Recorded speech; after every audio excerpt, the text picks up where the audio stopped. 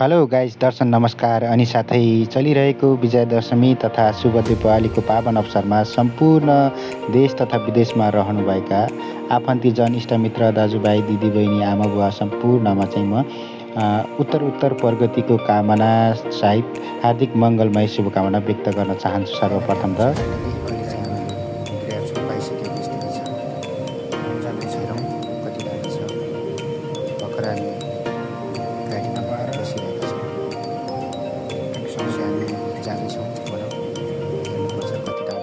Finally guys, हामी चाहिँ अहिले पुगिसकेका छौँ यो खसी बिक्री गर्ने ठाउँ अथवा बाख्रा फर्ममा पुगिसकेका छौँ हामी।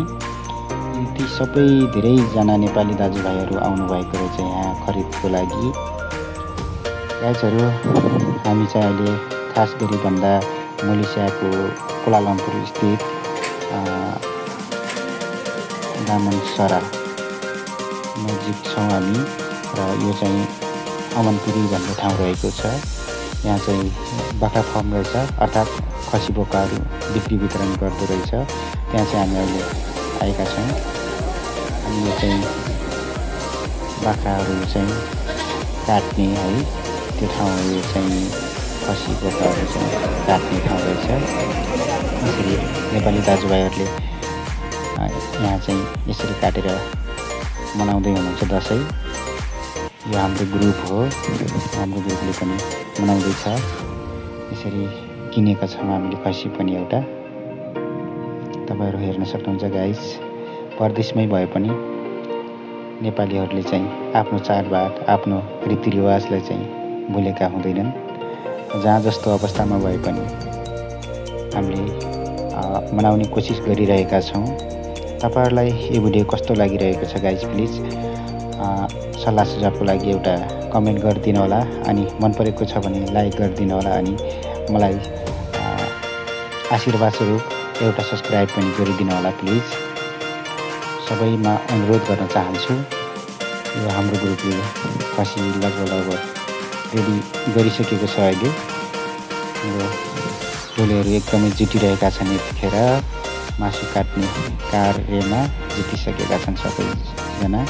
लगभग हाम्रो ग्रुपले चाहिँ अन्तिम चरणमा ल्याइसकेको छ।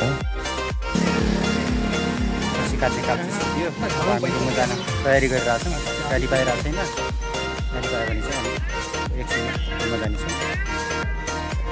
म कहिले खसीको तिहार मनाउने रमाइलो गर्नुपर्छ, खसिया खानुपर्छ। खसी त यता पनि हेर यहाँ, यता हेर यहाँ कति तपाईँलाई बनाउने हो। रुममा गएर मसाज गएर कसरी बनाउने हो।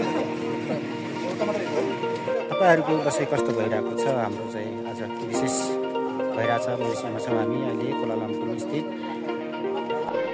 र नेपालीहरू सम्पूर्णले खसी काट्ने काम गरिरहेका छौँ। हामी अहिले गाडीको पट्याइमा छौँ है गाइस। लाइक गरिदिनु, सब्सक्राइब। दसैँ त सपिङ भइरहेछ यहाँ। खाइयो नास्ता, खसी काटेर आएको, भोक मेटाइयो अहिले। ठिक छ, दसैँको लागि सपिङ हुँदो रहेछ यहाँ।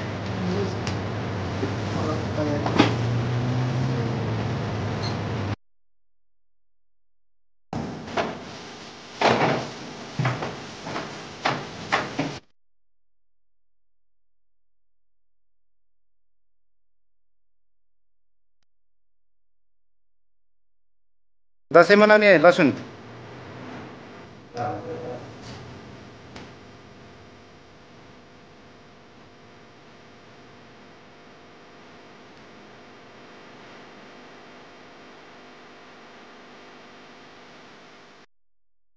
ह्याप्पी दसैँ केटाहरू। म यता छु।